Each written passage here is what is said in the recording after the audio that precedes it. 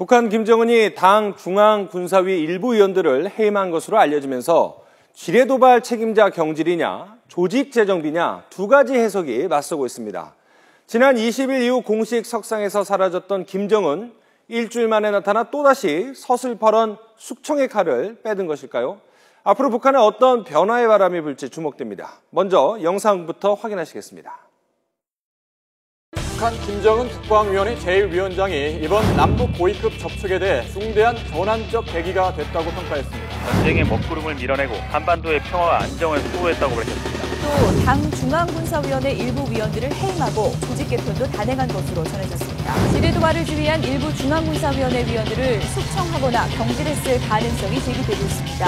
내부 피해를 국제 밖으로 알리지 않는 북한이 적나라하게 공개한 건 국제사회의 지원을 풀어내기 위한 의도로 보입니다. 네, 향후 남북관계 순항할 수 있을까요? 시청자 여러분의 의견을 받습니다. 샵 1988로 의견 보내주시면 방송 중에 여러분의 문자 소개해드리겠습니다. 전문가와 함께 짚어보겠습니다. 세계북한연구센터 안찬희 소장과 함께합니다. 어서 오십시오. 안녕하세요. 안녕하십니까. 자, 노동당 군사중앙위원회 일부 의원을 해임을 했다라고 알려졌는데 일단 그게 어떤 역할을 하는 곳이고 어떤 의미가 있는지 좀 궁금합니다.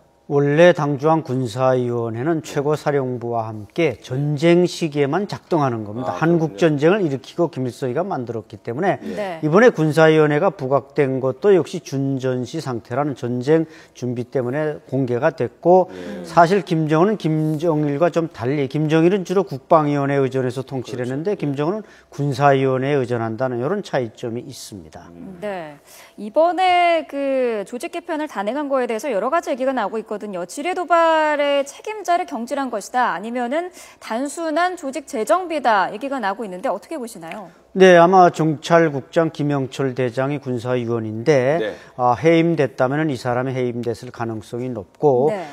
현영철 인민무력부장이 이제 지난 4월에 처형됐으니까 그 자리에 이제 박영식 현 무력부장을 채워놓을 것이고 이게 이제 조직 문제인데 네. 아마 최근에 김낙겸 전략군사령관이 또 보이지 않는 거 보면은 뭐 10월 10일 미사일 발사 때문에 바빠서 못 참가하는지 계속 이 군사 비상 확대회에도 참가하지 못했습니다. 네. 이런 거 보면 최소한 아마 두세 명이 이번에 책임을 지고 물러났는데 그게 과연 지뢰도발의 책임인지 아니면 전쟁 상태에서 뭔가 시스템이 작동하다 보니까 이 말하자면 공포 분위기 조성하기 위해서 몇 명을 잘라낸 건지 그건 아마 해명이 좀 더 진화해 나타날 것 같습니다. 네. 조금 더 살펴봐야겠지만 어쨌든 북한이 지뢰도발에 대해서 사과를 유감을 표명하지 않았습니까? 그 부분에 대해서 약간 좀 자존심 상할 수도 있을 텐데 그 부분에 대한 책임자 처벌은 좀 상식적인 수준에서는 좀 있을 것 같다는 생각도 좀 드는데요. 네, 그렇습니다. 그 부분이 이제 김영철이가 책임을 져야 하는지 아니면 그 지뢰 도발에 지금 또 하나 현지 주체로 알려지고 있는 2군단 사령관 김상용 중장이 책임져야 하는지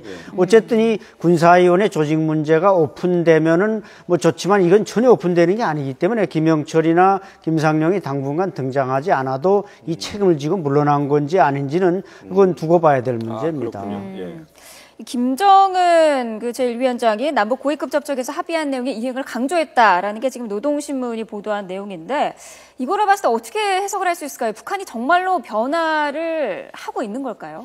글쎄, 그 대목이 상당히 중요한데 제가 네. 볼 때는 뭐 이산가족 상봉도 빨리 하고 당국자 회담도 빨리 하라 이런 것보다는 아마 이번에 도발을 한 사람들을 제거하고 그 책임을 물었다면은 결국 한국에서 다시 대북 확성기 방송을 트는 일을 없도록 좀 조치하라 이런 대목을 아마 중요하게 강조한 걸로 이해하면 될 것 같습니다.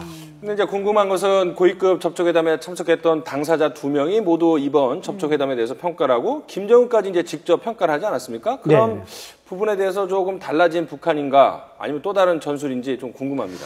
아마 또 다른 전술이 아닌가. 즉 10월 10일을 이제 D-Day로 해서 지금 노동당 창당 70주년 대축제가 준비되고 있지 않습니까? 그러다 보니까 이제 이번 사건을 과연 기획한 건지 기획했는데 지뢰 도발을 하면 우리가 이제 포사격을 하고 자기네가 포사격을 해서 열점 지역을 해안에서 휴전소로 옮기고 그래서 뭔가 긴장 분위기를 올리려고 그랬는데 우리가 생각지도 못했던 확성기 방송으로 혹독한 보복을 하니까 결국 그 책임을 져야 되는 사람이 김영철이나 김상용일 수도 있고 그렇기 때문에 아마 뭐 성과라고 말하고는 있습니다만은 이게 실제 성과인지 아니면 자신들의 참패로 내부적으로 분석한 건지 그건 좀 더 두고 봐야 될 것 같습니다.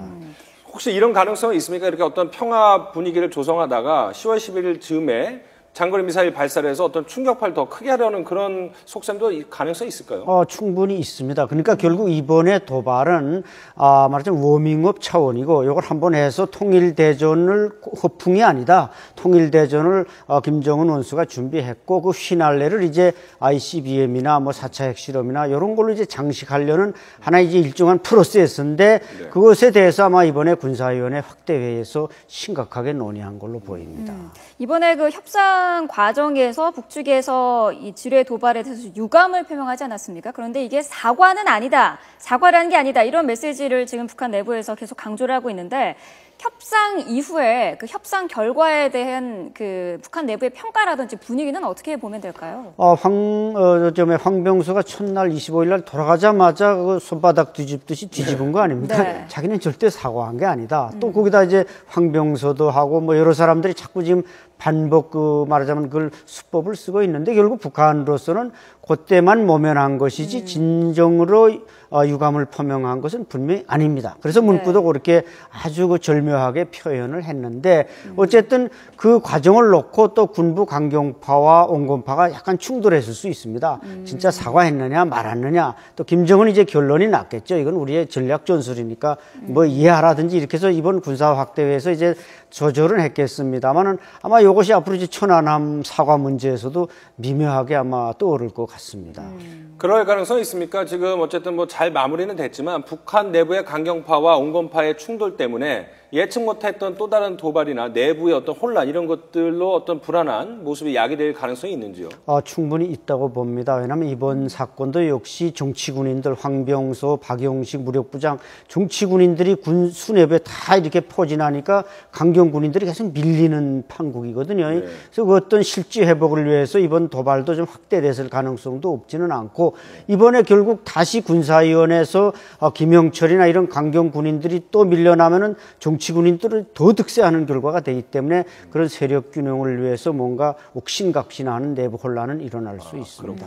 예. 앞서서도 잠깐 말씀을 하셨습니다만 그 당 중앙군사위원회 김정일 체제에서는 사실 유명무실한 그런 조직이었는데 김정은 정권 들어서 굉장히 부각이 되고 있거든요. 어떻게 해석을 할 수 있을까요? 이것은 이제 선군에서 선당으로 김정은의 그 캐치프레이즈가 그거였습니다. 그러니까 국방위원회는 정권기관이고 군 위주로 선군 정치를 해왔는데 김정은은 이제 노동당을 다시 부활시켜서 노동당 중심으로 하려다 보니까 노동당 정치국을 정상화시키고 네. 또 군사위원회를 정상화시키고 그래서 모든 군사 문제의 최종 결정을 국방위원회가 아니라 지금 군사위원회에서 하고 있습니다. 네. 그러니까 비교적 자기는 제도에 의존해서 제도를 부활시키고 제도적 통치를 한다.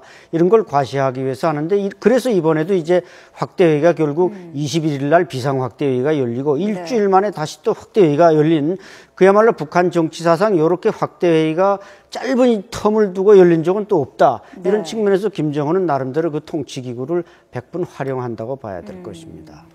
이제 박근혜 대통령이 참석을 하기로 하면서 이제 화제가 됐던 중국 전승절 열병식 제가 듣기로 한 12,000명이 동원이 된다고 하는데 김정은이 10월 10일 자신들 그 열병식에는 더 크게 하라고 했다는데 이 경기 어려운 건 어제 오늘 일은 아니지만 왜 이렇게 강조를 할까요? 예, 아마 그 모스크바의 이제 5월 달의 이벤트 또 이번 9월의 베이징 이벤트 역시 김정은은 아마 자신들이 더 크게 함으로써 길을 좀 꺾어보겠다 이런 그 욕심이 있는 것 같은데 그것은 뭐 규모 면에서는 얼마든지 아까 말씀하신 대로 1만 몇천 명이 중국에서 참가하면 여기서는 뭐 5만 명도 끌어낼 수는 있습니다.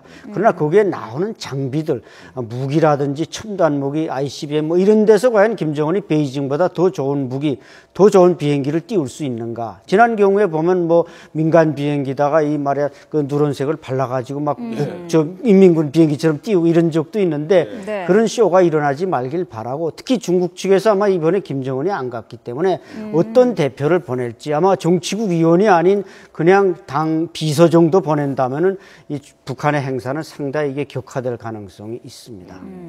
지난 그 5월에 러시아 전승절 때는 북한에서 김영남 그 최고인민회의 상임위원장이 참석을 했는데 중국 전승절 행사에는 최룡해 노동당 비서로 지금 결정이 됐거든요. 어떻게 해석을 해야 될까요? 예, 그거 상당히 중요한 의미가 있습니다. 김영남은 북한의 노동당 정치국 상무위원 3인 중 한 명입니다. 그러니까 상무위원이면서 또 헌법상 국가 원수입니다. 김영남은. 근데 이 사람이 이제 모스크바 갔으니까 모스크바도 뭐 김정은이 안 온 데 대해서 큰 불만이 없지만 이번에 이제 김영남도 아닌 최용해 당 비서입니다. 네. 정치국 상무위원도 아니고 그냥 정치국 위원인데 이 사람을 보낸 건 제가 볼 때 아마 북경 측에 어떤 언질이 있었을 가능성은 있습니다. 주석단에 올라오는데 80세는 김영남 87세 유일한 한 사람이고 네. 아마 뭐 박수 치는 태 하다가 또 들어가서 주사 맞고 나오고 이렇게 자기네 행사에 잿가루 뿌릴 것 같으니까 네. 그저 무난한 별로 이제 무시해도 될 만한 그래서 베이징에서 이번에 국가 원수급 30명을 했는데 박근혜 대통령을 넘버원 최용해를 29번째 이름을 넣어줬답니다. 그리고 또 11명이 또 정부 대표단도 있는데 어쨌든 최용해가 제일 구석에 저 박근혜 대통령 뒤에 선다고 하니까 그 모양새가 상당히 좀 희한할 것 같습니다. 네. 저 얼마 전에 뭐 태풍 지나가면서 피해를 입었는데 그런 것을 또 이제 공개를 하지 않았습니까? 북한이? 네. 뭐 왜 그럴까요? 왜 그랬을까요? 글쎄 그것도 제가 볼 때는 아마 이 프로파간다를 책임지고 있는 선전선동부 부부장 김여정, 김정은의 여동생이 작품이 아닌가. 뭐 과거 뭐 김정은이 다리 조는 거 또 팔목에 기부수한 거 다 보여주는 그런 전략과 맥락을 같이 한다고 보는데 네. 뭐 그것은 이제 통치 실패가 아니라 일정한 자연재해일 뿐이다. 이렇게 공개해서 오히려 국제사회의 어떤 지원, 인도적 그 어떤 유혹 이런 것을 불러내기 위한 아주 그 의도된 프로파간다라고 저는 보고 싶습니다. 이런 지금 남북 분위기, 대화 분위기 속에서 우리가 지원할 가능성도 있을까요? 예, 아마 남북 대화가 또 재개되고 당국자 회담이 재개되면 북한이 그런 분야에 대해서 좀 도와달라. 그러면 뭐 우리가 사실 우리나라는 올해 전혀 태풍을 맞지 않은 아주 국운 그 좋은 운이 있고 북한도 뭐 크게 피해는 안 봤는데 가뭄 피해하고 그 나선 씨가 어쩌다 그렇게 큰 피해를 봤는데 그 정도는 뭐 우리가 충분히 도와줄 수 있기 때문에 아마 인도적 차원에서 지원할 가능성은 높다고 봅니다. 다음 달 초에 이산가족 상봉을 위한 이제 실무 접촉이 시작되고 뭐 정부는 상당히 이제 신중하게 접근하겠지만 어쨌든 이렇게 조금씩 나아지는 모습이 있지 않습니까? 자, 이런 것들이 이제 오래 갈 수 있을지 좀 그런 부분이 좀 궁금합니다. 예, 그런데 그 이산가족 상봉이 미묘하게 북한의 그 노동당 창당 70주년 기념식인 10월 10일과 좀 중복될 가능성이 있습니다. 그런데 이제 북한이 만약에 그때 ICBM을 쏘아 올리고 뭐 4차 핵실험을 한다든지 또 강경하게 나오면 이 당국자 회담이 또 잘못다가는 이게 흐지부지 될 가능성이 있고 그래서 아마 우리로서는 이번에 확성기 방송에 스위치를 내렸지만 북한이 도발한다면 다시 스위치를 올릴 수도 있기 때문에 과연 그러한 복잡하고 긴장된 국면이 일어나지 않는다면은 뭐 현재 남북 당국 간에 그래도 최고위급이 접촉해서 약속한 것들은 이행될 수 있으리라고 봅니다. 참고로 제가 정리를 해드리자면 ICBM은 이제 대륙간 탄도미사일을 말씀을 하신 거고 10월 10일이 이제 노동당 창건 70년인데 추석 연휴가 9월 말인데 지금 상황에서는 9월 말을 좀 넘길 가능성이 있다고 하니까 아마 그 시기와 좀 비슷하게 맞물려서 북한의 선전선동에 좀 악용될 여지도 있다 이런 부분을 좀 우려하시는 거군요. 그렇죠. 이제 김정은이 어떤 인덕 정치로 배려해서 이제 이산가족도 만난다. 이걸 같은 그 10월 10일의 프로그램에 넣어서 방영하면 북한이 상당히 유익을 볼 수 있기 때문에 좀 우려된다는 것입니다. 자, 지금 시청자 여러분의 문자도 보내드리고 있는데 아직은 뭐 단호하게 대응해야 한다라는 의견도 있는데요. 이 부분은 뭐 당연한 거겠죠? 그렇죠. 북한으로서는 이번에 돌아가자마자 손바닥 뒤집듯이 했기 때문에 네. 그렇지 않았다면 우리가 유연하게 나갈 수 있지만 북한은 역시 그렇구나 하는 걸 보여줬기 때문에 북한은 좀 뭔가 태도를 근본적으로 바꾸지 않는 한 인식을 바꾸긴 어려울 것 같습니다. 네. 자, 뭐 한 가지만 더 여쭤보도록 할 텐데요. 10월 10일 날 계속 말씀을 드리고 있는데 이제 뭐 쌍십자리가 되게 의미 있는 행사 아니겠습니까? 북한에서. 그래서 그렇습니다. 뭐 미사일 발사 실험 이런 거에 대해서 이제 걱정인데 그 가능성은 얼마나 되는지 한번 정리를 해 주시죠. 김정은이 자기 그 숙소에서 400m 옆에다가 평양시 보통강구역 서장동에다가 위성 종합 관제 지휘소를 만들지 않았습니까? 요란하게 건설한 거 보면 거기서 뭔가 스위치를 넣을 게 몇 가지 된다는 얘기거든요. 그런 면에서 보고 또 김정은이 이번에 베이징 방문을 포기한 거 보면 뭔가 국제사회를 향해서 한번 크게 터뜨리겠다는 의지는 분명해 보입니다. 네. 결국 우리에게는 뭐 남북관계 개선의 여지가 점점 높아지고 있지만은 10월 11일 전후한 그 시점까지는 조금 북한의 동향이나 그런 걸 좀 살펴봐야 된다 이런 말씀이신 것 같습니다. 지금까지 세계북한연구센터 안찬일 소장과 함께 이야기 나눠봤습니다. 오늘 말씀 고맙습니다. 맞습니다.